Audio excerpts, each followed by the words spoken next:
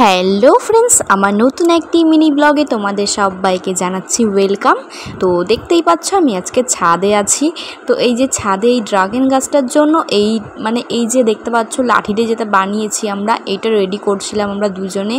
তো অনেক চেষ্টার পরে এটা করতে পেরেছি। আর এদিকে এই ড্রাগন গাছটা দেখো কয়েকটা ছড়িয়ে আছে অনেকটা, যার জন্য এটাকে আর কিছু করছি না আমরা, ওটা যেহেতু লম্বা হচ্ছে যার জন্য আমরা এগুলো করলাম।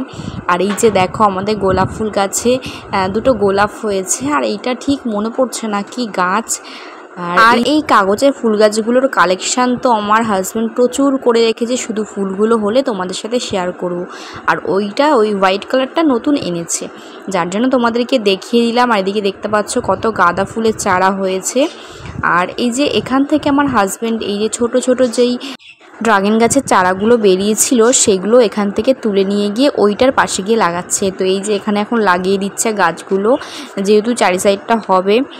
এই কাজগুলো দুজনে মিলে করছিলাম। আর আমার হাজব্যান্ড শুধু বলেই চলেছে যে এত যত্ন করছি গাছটার, আদৌ কি এটা ড্রাগন গাছ, আদৌ কি ফল পাবো আমরা, এইসব বলছিল। কিন্তু আমি বলছিলাম না না, তুমি এত যখন যত্ন করছো অবশ্যই এটা ড্রাগন গাছ, এখান থেকে আমরা ফল অবশ্যই পাবো।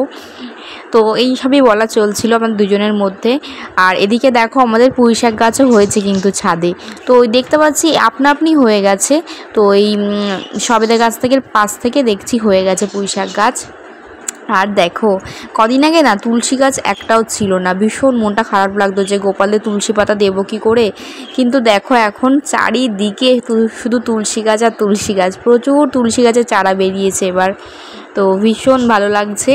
আর এদিকে রয়েছে হচ্ছে কাঠগোলাপের গাছ। তো আমাদের ওই ফ্ল্যাটটাই হয়েছে, অনেক হয়েছে। তো ওখান থেকে একটা ডাল এনে এই যে এখানে লাগিয়েছিলাম। তো আগের বার লাগিয়েছিলাম, ফুল হয়েছিল, খুব সুন্দর গন্ধ বেরোয় কাঠগোলাপ থেকে। আর তোমরা তো জানোই এটা আমাদের রাধারানীর খুব প্রিয় ফুল।